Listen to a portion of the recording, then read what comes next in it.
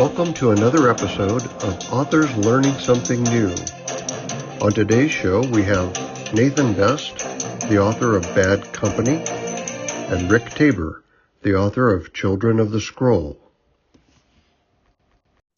On today's show, we have Nathan Best, the author of Bad Company, a Damian Hunter Action Novel. And I'm your host, Rick Tabor, author of Children of the Scroll. So, Nathan, tell me about your book. Good morning, Rick. Thank you very much for having me on. Absolutely. So Thanks Bad for being Company on. You're in yeah, Australia, by the definitely. way. Yeah, It's very true. that's a And first for the show here. is it really? Oh, it's nice to be first. It's a good thing, right? Um, so Bad Company is actually the fourth novel in the Damian Hunter series. My publisher's picked up six of them. So I've got another two to go, which I've already written. Wow. Just waiting to be published. It's very hard to get a publisher in Australia. Not sure what it's like in America, but very hard. So anyway, so Bad Company continues the storyline of Damian Hunter and his crew. So they're private military contractors, and they work for a company called the Taipan organization, which is basically a shadow private military company who do jobs that no one else does. So it has that nice sort of, almost 007 sort of ring to it. So Damian Hunter is the commander of Taipan 16, which is the 16th crew. They go through crews very quickly, as PMCs often do in reality. So Bad Company starts off in Oman in the Middle East when they're doing a hit, they're doing a job there, and then it moves. I use lots of interleaving storylines, so I often have about 5 storylines running at once, and then they all flow into a single ending, basically, sort of 400 pages later or whatever.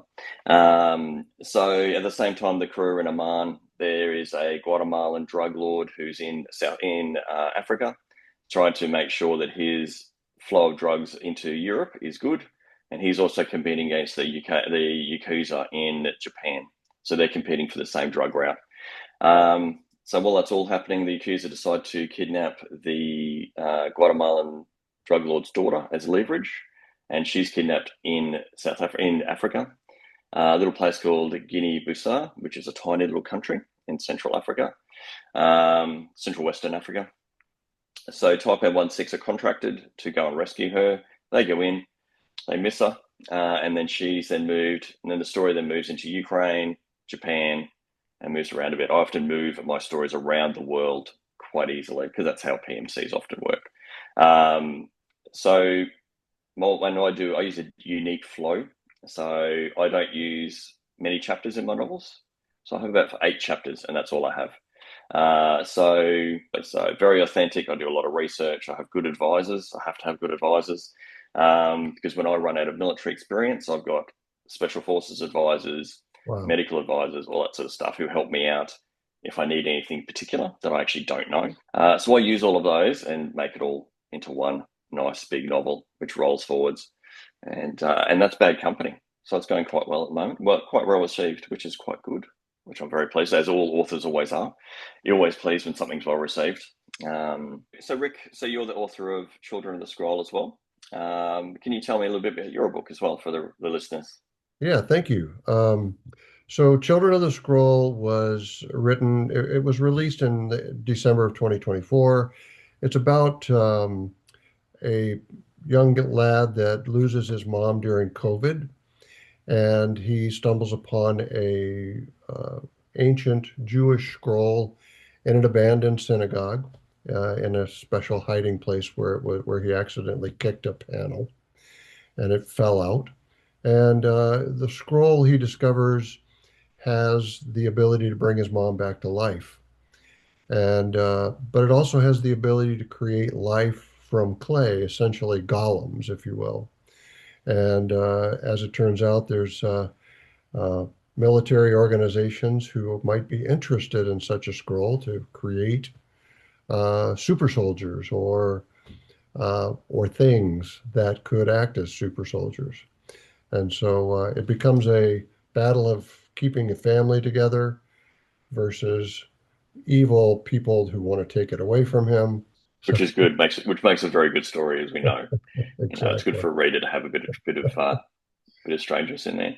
So what's inspired you to write that though? Where does it come from, that story?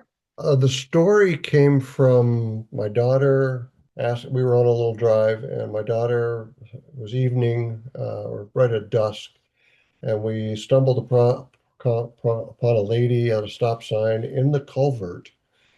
She's picking berries or something, and she raises up, and she's a little spooky looking. And she says, "Who is that, Dad?" And tell her, "Oh, that's the mud woman. She's out looking for children who are out past their bedtime so that she can digest them." And she Nice. punches me in the arm, and so she's used to my super crazy creativity at that point and knows that about half of what I say is goof. All right, it's time for your special question, sir. What is your most prized writing possession? So my most prized writing possession is this book, which I'll show you, which is that I'll put that there for you for a quick second. Called So that is a book by Lawrence Cortese. So Lawrence Cortese is actually not his real name; it's Lawrence Cressy is his real name, and he was in New York State. He was an author there. He was a prolific author of World War II fiction, and that is the first novel that I ever read in 1980. So I could probably Wow. tell you roughly how old I would be. So I still have that book, and that sits next to me, next to my computer, with my other little bits of memorabilia, which sit just on the. I'm lucky enough to have a writing room, so I have my memorabilia around me, and that sits on my desk, and I talk to Lawrence every day before I start writing, and Wow. because he was the person who influenced me to write. So after I read Target Daimler Benz, which is you can't, it's very very hard to find as a novel now. I wrote my first novel literally straight after it when I was about 10 years old, a little bit less than 10. And it was not very good. And it went for about 5 pages of very large writing. And I wish I still had it because I can still visualize it. But he's my direct influence for why I write. So I didn't even know I had that book still. And I discovered it in a bookcase about 10 or 15 years ago. I went, wow. So that's why that is actually a very special book to me. So that's my prized possession, and I could Fantastic. not replace it even if I wanted to. And that's why it's so special. But thank you for asking me. So Children of the Sky was released in 24, you said, Yeah. and was your book launched recently or before that? So take me through how that went and some of Yeah. your author So experience. the book launch was immediately after the actual launch. So, I mean, within 2 days, I think, of the book launch. And the publisher is a hybrid publisher, and they wanted to have a book launch and have a table where we were selling books, and I invited, actually ended up getting about 50 people there plus guests, and we had a cash bar and heavy appetizers and just lots of people milling around and coming up to sign books, and I signed books, and then at one point I read a chapter out of the book. But it was a lot of fun. It was a Yep. good way of getting some buzz created. Mm. Some lots of pictures were taken. And don't if you hire your son as the photographer, you have to tell him, make sure you take pictures of everybody that's there. Otherwise, he will miss some people. So yeah, it was a nice event, and I would recommend it to just about any other author out there, just to make a lot of connections and create some initial buzz around your book. And and for my first book, it was a lot of fun to do, and made a lot of memories as well. It's always nice to have people come and talk to you about your book, or just talk to you in general about it also, because a lot of them are actually authors themselves. They're just coming up for a chat. And so You when I've know, done, no, yeah, oh really? there were no authors there, just Wow. just a lot of good friends and Yeah, a lot of old friends who I hadn't talked to in a while that yeah, lived cool. sort of far away, but they came anyway. And all of that was just super nice. But I Yeah, think it's it's good. my turn to ask you a question now. Sure, no problems. If you were going to compare your book to any book or movie that we might already be familiar with, what would that be and why? So you could almost compare it to any sort of those military genre sort of thrillers, especially the very modern ones like Extraction, 12 Strong, those sort of real. very action oriented and fast moving movies. So you could almost plug it into any of those realistically. So you So could you literally know plug it from into, beginning to end what the yep, plot's going to be. most definitely. Okay. Yeah. I'm not like that. I'm a I even know what the pantser. last sentence. You're a pantser. I'm not. I can't do pantsing. I used to when I was younger, but not anymore. It's my plot lines are they move around a lot, so I literally plan out every single part of it, and then I just write to it, Nice. and that's what I like doing, and then adjust obviously as I need to as I move through. Um, but you could pretty well, you know, plug any of the Damien Hunter series, which Battleborn, oh sorry, Bad Company is a new one, into any of the military thrillers that have come out in the last, realistically, probably 15 years, Right. for their authenticity, because I write with high levels of accuracy and authenticity as well. And new movies are coming out with a lot more of that now. Like, as a military veteran, you read, well, sorry, not read, so you'll watch the equipment and watch how they use it, and so you'll sit there and go, that's quite not quite right. But they are getting better, Ah, because as you know, in fiction, you just need something as a base and then you can make it do what you feel like, right. Right. which is nice. So, So it's time for you to share with us something that will help other authors be more successful in their author journey. Like if you were talking to a yeah, first-time author, yeah, what would you tell which I have. them? Hey, avoid this mistake or do this first or, that kind of Yeah. thing. What would you say? Um, so when I go to writers' festivals, which in Australia is not very often, because the military thriller genre or action thriller genre is not overly something that turns up in writers' festivals in Australia. Um, but then with the ones I've been to, I basically tell the authors the exact same thing. It's like write what you want, write what you know, and then basically go and write it. It's right. Whatever you feel is what you should write, and that's how it works. And your first novel is probably not going to be very good, so you need to have that understanding within yourself. Um, because I wrote many novels before I published my first novel. So Really? And yeah, those first novels didn't get published at all. no, Okay, not all at all. right. And I Okay. never, and I'll probably indie those at some stage, because my traditional publisher won't pick those up. They're not in their world, so they're not that worried about them. And just go do it. Literally, just go do it. Because a traditional publisher only cares about profit. So if they can't make Right. money out of you, because that's all that matters, they don't care about your book. They don't care about how well you write. They care about how much money they can make off you. They'll be very nice to you, until they're not. Independent publishing is about you, and that's what you should do. Just go and do it. But get a good editor. Definitely get a good editor. If you're going to go down the indie line, because realistically, if you've made 10 spelling mistakes in the first paragraph, most people have stopped reading. Yeah. They really have. They've pretty well given up by then. And if you're in the traditional publishing world, just accept almost what your editor does to your manuscript. And your little baby has been cut apart and changed, but they've kept the storyline because that's what they have to keep. Um, but basically, the whole premise is write because you want to write, not because you want to make money or you'll starve to death.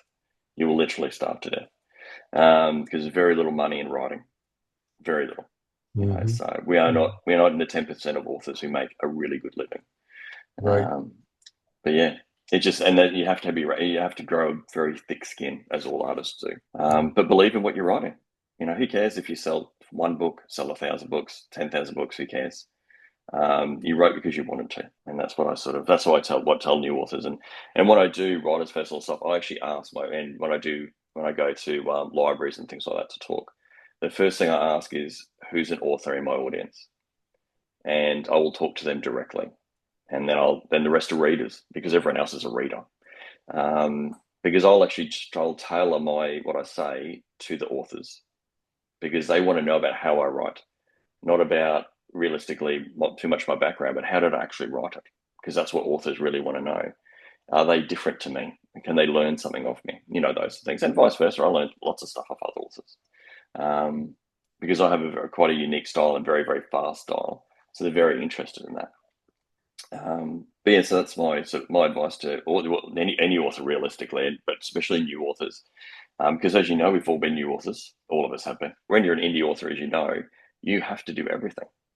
Like everything. You have to advertise, you have to market, you have to do everything, you know, and distribute all those sort of things. Nathan, is your book an Audible at this point, or in a? No, Okay, so strangely enough, my publisher doesn't do audio. okay. I literally don't know why. I'd love to tell Yeah, you why, mine but I mine actually don't isn't know why they don't either, do it. and I sort of No, want it there because honestly, yeah. I listen to a lot of books. I go for a walk Okay. Yep. every morning, and I'm listening to a book. It's good in my ear, and Yeah. I drive somewhere, it's in my ear. Yeah. So Okay. Whereas I don't. I don't listen to too many. I listen to the occasional one, not too many at all. There's good money in audiobooks. yeah, And it might just be the change in how the reader has become, more, I suppose, diverse in the fact that they don't have to hold a print book anymore. They can hold a tablet. And when they don't hold that tablet, they can just put their headphones in and they can still listen to you. yeah, Um, I suppose a lot of like traditional publishing, and I think indie sort of go in the same way. They'll narrate it with an AI because that's becoming very common now. And not modern AI is very good for voice. One of my American fans, it's very nice to have a fan. You'll have them as well. Actually, Dad got an Australian accent to narrate the blurb for my novel for Bad nice. Company and sent it to me. I'm like, wow. I was like, how did you do that for a start? So he told me how he did it, but it sounded pretty good. And the narrator sounded Australian, but he was AI. There you go, readers and fellow authors. Here are two books, Bad Company, Children of the Scroll, that you need to read next. Oh, that's excellent. That looks really good. We get, oh, Yeah, yeah. Does all it you work can well? see is the Oh guy yeah. and Bad Company across the guy's back. It looks really Oh fantastic. man, that's brilliant. I Well didn't done. even design it that way. So, thank you for watching another episode of Nice. Authors Learning Something New. If you're watching this on my YouTube account, don't forget to hit the subscribe button. And thanks very much for watching. Bye for now, And guys. thanks everyone for. No worries. Thank you. See you Thank guys. you, Nathan.